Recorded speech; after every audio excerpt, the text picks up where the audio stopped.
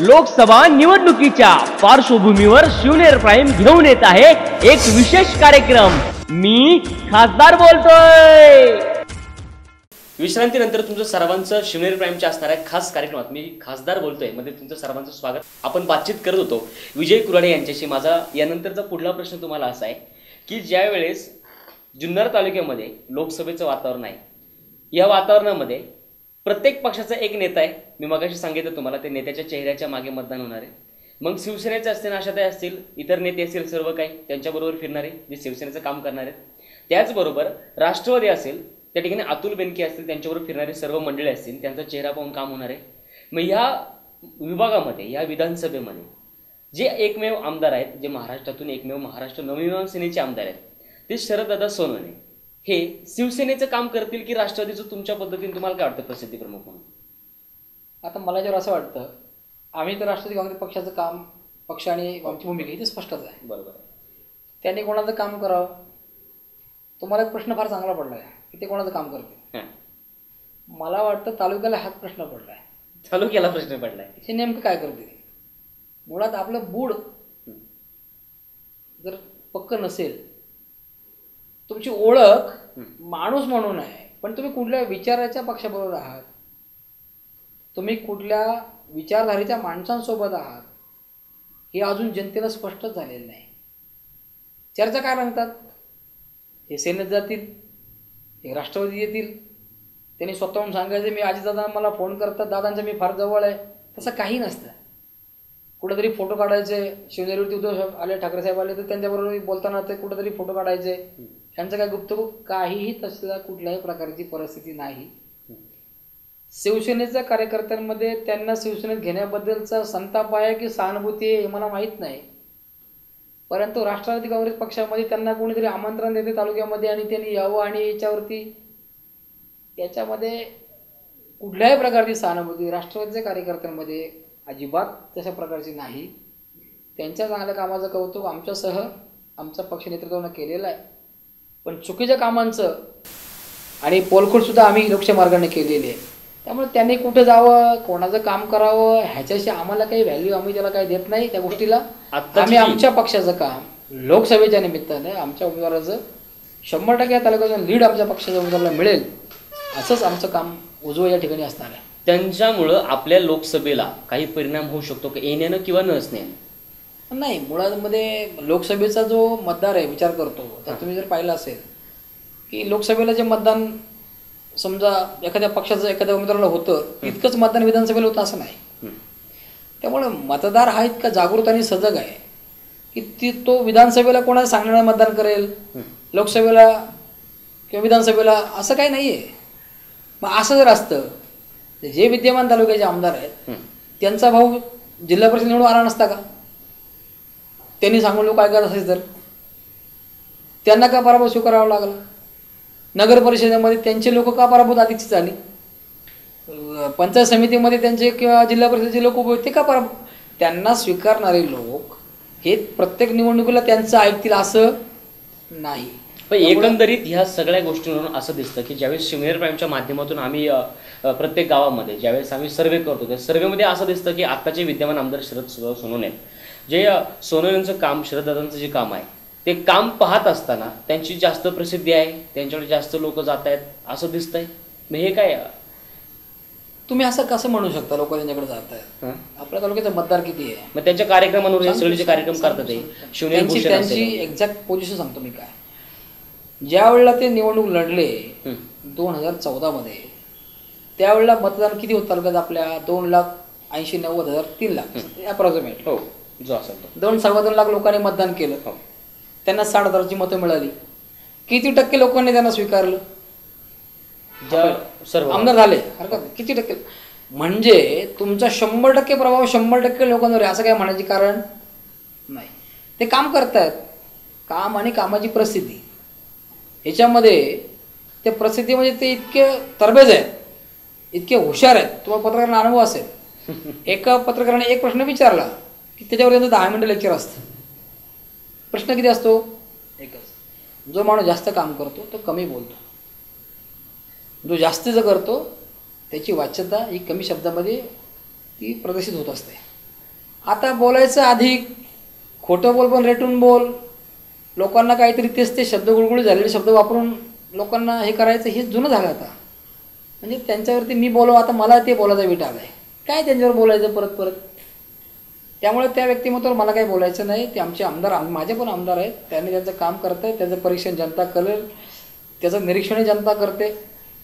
शिवजयंती साजरी झाली, 16 जो साजरा झाला सगळा. आता किती संतापाची लाट लोकांच्या मनामध्ये निर्माण झाली. त्याचं कारण काय? शिवजयंतीचा सोहळा आहे हां, हा. जगामध्ये ज्या छत्रपती शिवरायांना जगामध्ये मानवंदना दिली जाते, त्यांना मानवंदना द्यायला मुख्यमंत्र्यांना गडाच्या खाली येऊन थांबायला वेळ नाही. हे कार्यक्रमामध्ये बदल करतायत आमदार साहेब. मला वाटतं विकासाचं उद्घाटन, विकास कामाचं उद्घाटन हा वेगळा विषय होता, शिवजयंती हा विषय वेगळा होता. मुख्यमंत्री साहेब आले, त्यांचं स्वागत तालुक्यामध्ये आहेच, ते माझे मुख्यमंत्री आहेत.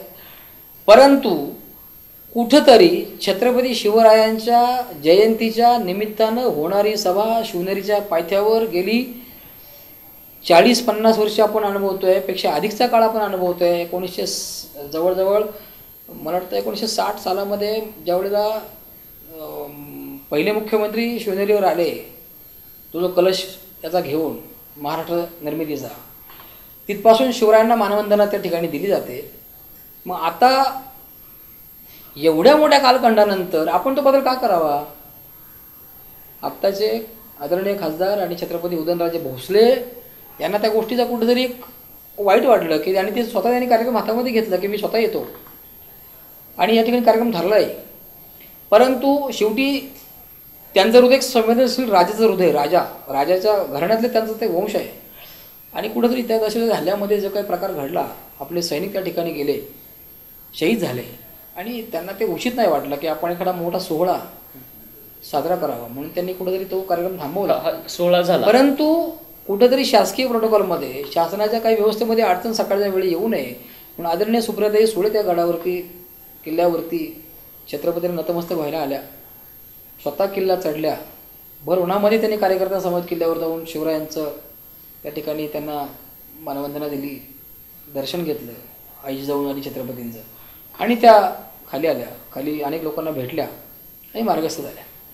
मला वाटतं आमदार साहेबांनी जे काही विकासाचं डेव्हलपमेंटचं काम हातामध्ये घेतलं होतं, मुख्यमंत्री साहेब येणार होते, शिवनेरी भूषण त्यांनी दिले, आणि हा जो काही प्रकार घडला, एक तालुक्याचा कुठंतरी काहीतरी शिवनेरी भूषणच्या नावानं हा कशासाठी एवढा मोठा उपद्रव त्या ठिकाणी केला? कारण आम्हाला आठवतं, आता मला टीका त्यावर नाही करायची, कारण शिवनेरी भूषण पुरस्कार, त्या पुरस्काराची उंची, इथून मागचे वितरण झालेले पुरस्कार, आणि आता जी लोक ज्यांना मिळाले पुरस्कार त्यांचं मी अभिनंदनच करतो. कारण प्रत्येक क्षेत्रामध्ये जो तो माणूस मोठा आहे, त्या माणसाला आपण कुठल्या प्रकारे असं म्हणू शकत नाही की कमी किमतीचं काम त्यांनी केलेलं आहे. प्रत्येकानं आपापल्या क्षेत्रामध्ये काम चांगलं केलं आहे.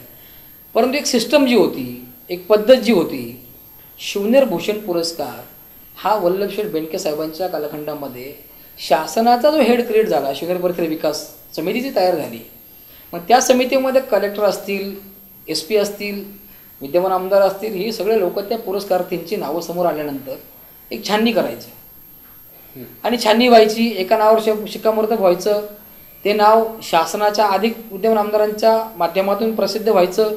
त्या सर्टिफिकेटवरती किंवा मानपत्रावरती कलेक्टर असतील, SP असतील, तालुक्याचे आमदार असतील किंवा अनेक प्रमुख अतिथी कोणी असतील, त्या संयुक्त लोकांची त्यावरती सह्या असायच्या, आणि मग तो पुरस्कार त्या ठिकाणी मानानं दिला जाईल शिवनेरीच्या पायथ्याला आणि प्रमुख पाहुण्यांच्या हस्ते त्या ठिकाणी वितरण करते. तुम्हाला असं वाटतं की यावेळेस ज्या शिवनेरी भूषण पुरस्कारामध्ये काहीतरी झालंय? नाही, एवढंच झालं की काहीतरी एवढंच झालं की अनेक लोकांना पुरस्कार त्यांनी दिले.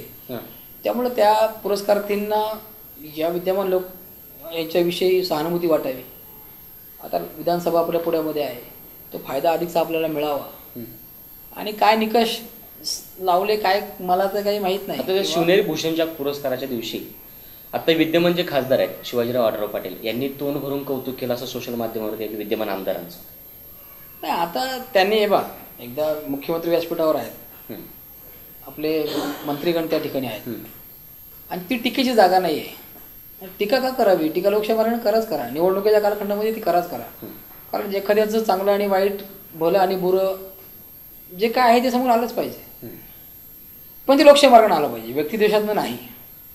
आमची भूमिका ही पक्षाच्या माध्यमातून लोकशाही मार्गाने आहे, व्यक्तिद्वेषातनं अजिबात नाही. मग खासदार साहेबांनी कौतुक केलं असेल चांगल्या कामाचं, तर आम्ही ते अनेकदा केलेलं आहे. चांगलं काम झालं तर मी स्वतःही कौतुक केलेलं आहे की हे काम चांगलं झालं. आता एक चांगलं काम झालं म्हणून कौतुक केलं. काही दिवसांपूर्वी आपले विद्यमान जे खासदार आहेत शिवाजी आढळराव पाटील यांनी सुप्रियाताईंच्या एका ज्या सेल्फीवरती कमेंट केली होती. तुम्हाला सगळ्यांनाच माहिती, तुम्ही आता प्रसिद्धी प्रमुख आहात, तुम्हाला माहिती, त्याबद्दल तुम्हाला काय बोलायचं? त्याच्यावरती सुप्रियाताईंनीच इतके छान उत्तर त्यांना दिलं होतं. पण तुम्हाला काय वाटतं त्याच्यावर? नाही, असं एखाद्या महिला खासदाराला, महिला खासदार आपले जे सहकारी त्यांच्या संस्थेमध्ये काम करतात, मला वाटतं त्यांचा मतदारसंघ तिकडं बारामतीचा मतदारसंघ आहे, आपला शिरूरचा मतदारसंघ आहे. त्या ठिकाणी खासदार साहेबांनी कुठेतरी काय त्यांच्या मनामध्ये चीड आली असेल, मला तर काही कल्पना नाही. पण इतक्या खालच्या पातळीवर जाऊन, आता मुळात ताईंचं काय काम होतं की त्या खड्डा दिसला की सेल्फी काढायचे. एवढ्या हमरस्त्यावरती, मोठ्या रस्त्यावरती सरकारच्या काळामध्ये खड्डे पडले, ते भरले जात नाहीत. राज्यामध्ये प्रश्न आहे, महापालिकेमध्ये प्रश्न मोठे उभे आहेत, मुंबई महापालिका अनेक सगळ्या भागामध्ये खड्ड्यांचा इश्यू झाला होता, अनेक बळी त्या ठिकाणी गेले होते. ताई या काही नुसत्या मतदारसंघाच्या नेत्या नाही आहेत, त्या पक्षाच्या राष्ट्रीय पातळीवरच्या नेत्या आहेत. आणि त्या पक्षाच्या गटनेत्यामधून ज्या वेळेला संसदेमध्ये काम करतात त्यावेळी त्यांनी चंद्रकांतदादा पाटील हे राज्याचे जेवढे महसूल मंत्री आहेत त्यांनी सांगितलं होतं की खड्डा दाखवा आणि काहीतरी बक्षीस मिळवा. त्यांच्या अभियानाला किंवा त्यांच्या याला त्या म्हणण्याला प्रतिसाद म्हणून, प्रतिउत्तर म्हणून ताईंनी खड्डा दिसला की फोटो काढून त्यांना पाठवायच्या. त्या कमेंटचा आता ह्यांना त्याचा राग व्हायचं काही कारण होती मला काही कळत नाही. आणि ताईंना एक सवय आहे की नवीन युवती असतील, त्यांना आपल्याबरोबर पक्षात काम करतायत, तर त्यांचं फोटो सेशन त्यांना आवडतं करायला. की आबाल काही वृद्ध माणसं असतील, काही सैन्यातली माणसं असतील, ते पण सर्व काय ताईंची ती आहेत ना, जास्त चांगलेच गुण आहेत. पण हे असताना ज्यावेळेस आढळराव पाटलांनी जी कमेंट केली त्याचा परिणाम आपल्या भागामधून त्याचा काही परिणाम होईल? 100% होईल ना. कारण एकदा काय परिणाम होऊ शकतो? एका महिला खासदारावरती बोलल्याच्या नंतर प्रत्येक मतदारसंघातली जी महिला आहे त्याला एक महिलेविषयी अस्मिता आहे. आदरणीय शरदचंद्रजी पवार साहेबांच्या कन्या म्हणून जाऊ द्यावं, त्या शेवटी पवार म्हणून निवडणूक लढत नाहीत, त्या सुळे म्हणून निवडणूक लढवतात. आणि त्यांची स्वतःची कार्यपद्धती त्यांनी स्वतः डेव्हलप केलेली आहे.